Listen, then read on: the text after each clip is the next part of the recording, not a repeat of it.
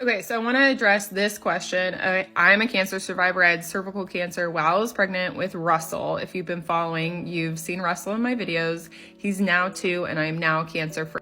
So many people have reached out to me and they've asked this question. Would a PAP have caught this? So what caused my cancer is I actually had high risk HPV. I was positive for it, but I was never tested. I'd been married for years and it's just not something that they tested for. They do not routinely test for HPV. Most doctors do not routinely test for HPV. So unless I knew I had high risk HPV, they wouldn't have looked in further. Now it should have showed up on a PAP, but you have to remember I was in the middle of my child rearing years and the PAP just got missed because I had just had a baby. It had been a year before and all this, I don't know, it just got missed.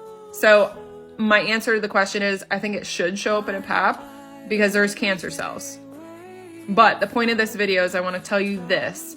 If you are concerned, you need to, and if you're not, if you are a woman, next time you go for an exam, you need to ask them to test you for HPV. Because if you have high risk HPV, there's prevention that they can do to keep an eye to prevent the cancer from actually growing. So if I had been detected earlier, what I went through would have been a lot less. And in fact, I was only detected because I kept pursuing it, but then I got pregnant.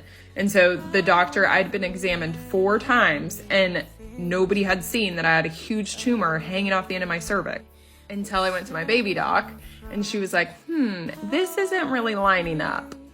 So I don't know, but I think Russell kind of saved my life. So get your PAPs, ask them to test you for HPV.